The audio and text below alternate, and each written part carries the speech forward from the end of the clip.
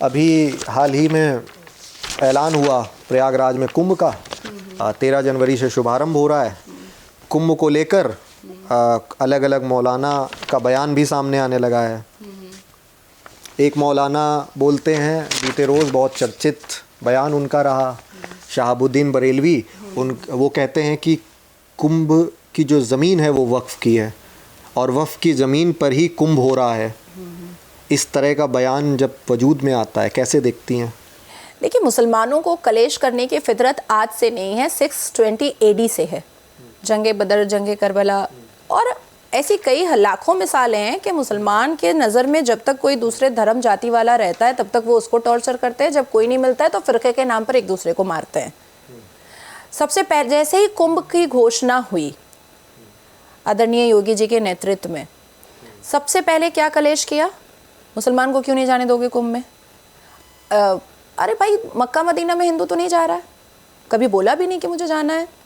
अजमेर शरीफ में आप 5 किलोमीटर से पहले से देखिएगा, बहुत सारे वो डाले वाले लगे रहते हैं, एक भी हिंदू का नहीं है, एक भी हिंदू का नहीं है। मैं पूरे जिम्मेदारी से कह रही हूँ, अगर एक हिंदू का दुकान मुझे दिखा दिया जाए, मेरे नाम का कोई कुत्ता पाल ले 5 किलोमीटर से, ठीक है? तो जब हिंदू इंटरफेयर नहीं करता है उनकी धार्मिक जगहों पर, तो फिर मुसलमानों को इंटरफेयर कुंभ में करने की क्या ज़रूरत है? अब आती है तीसरी बात कि तुम कुंभ में जाके करोगे क्या? तुमको सूरह फातिहा तो पढ़ना नहीं है वहाँ। कुंभ में सूरह फातिहा का तो काम नहीं है ना, अलमदो शरीफ का।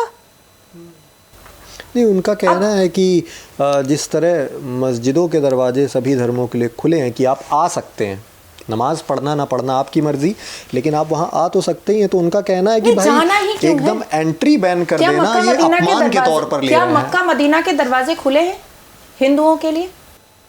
मज़ार के दरवाजे इसलिए खुले हुए हैं हिंदुओं के लिए क्योंकि सबसे ज़्यादा हिंदू पैसा डोनेशन देते हैं मज़ारों में, सबसे ज़्यादा डोनेशन हिंदू देते हैं। और उसमें मैं आपको बता दूं कि कौन समाज सबसे ज़्यादा देता है, शायद उनको बुरा भी लगेगा, मारवाड़ी समाज मज़ारों में सबसे ज़्यादा देता है डोनेशन, इसलिए मज़ारों में खुले हुए हैं।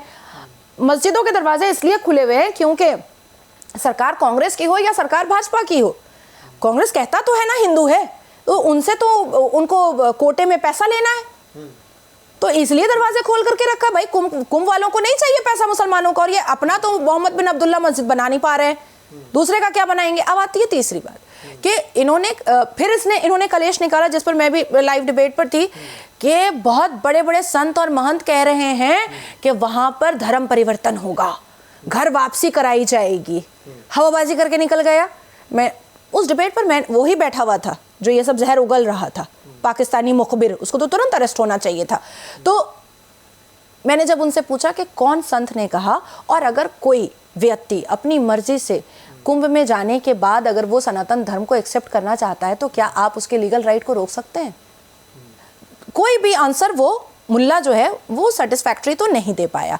अब आती है बात वक्फ की कि 54 बीघा ज़मीन जहाँ पर कुंभ का पूरी तैयारी हो रही है, इतनी धार्मिक और इतने मतलब पवित्र जगह जो वो पूरा तैयार किया गया है, वो वक्फ की प्रॉपर्टी अचानक से हो गई। अचानक से, once in a blue moon, once in a morning उठे, गुड मॉर्निंग, शब्बा खैर, ये मेरे वक्फ की प्रॉपर्टी है। तो क्या मुसलमान बता सकते हैं कि संविधान के कौन से आर्टिकल में वक्फ का जिक्र है? क्या अल कुरान के कौन सी आयत में वक्फ का जिक्र है? कोई मुसलमान मुझे बता सकता है? नहीं है। ना ही संविधान में मेंशन है और ना ही कुरान में मेंशन है। तो आप वक्फ करके चिल्ला ही क्यों रहे हो?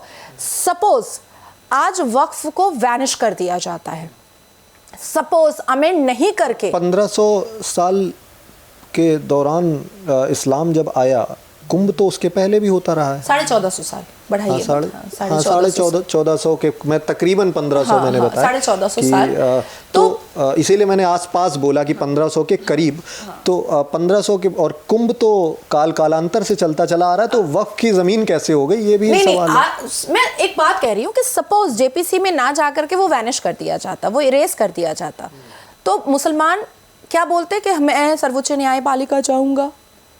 सर्वोच्च न्यायपालिका में 2 बातें पूछी जाती कि आपके इस्लाम के अल कुरान में कहाँ पर लिखा हुआ है और संविधान में कहाँ पर लिखा हुआ है जो हम प्रोटेक्ट कर सकते हैं। दोनों में नहीं लिखा हुआ है। कैसे प्रोटेक्ट करता वक्फ बोर्ड को? कैसे करता? किस तरीके से करता? क्या प्रूफ देता कोर्ट को? इसलिए इन लोगों ने कहा कि अब हम न्यायपालिका नहीं जाएंगे, अब हम रोड पे उतरेंगे। ये वजह थी सबसे बड़ी, क्योंकि प्रोटेक्ट करने के लिए कोई जगह ही नहीं है। और जिस मौलाना ने ये बात कही है, मैंने उसको मुंह पर लाइव डिबेट पर कहा था कि तुम्हारे पॉकेट में आधार कार्ड तो भारत का है, योजनाओं का लाभ भारत का है, पर जुबान पाकिस्तान का है, और कोई ठीक नहीं है कि वो मौलाना पाकिस्तान का मुखबिर होगा।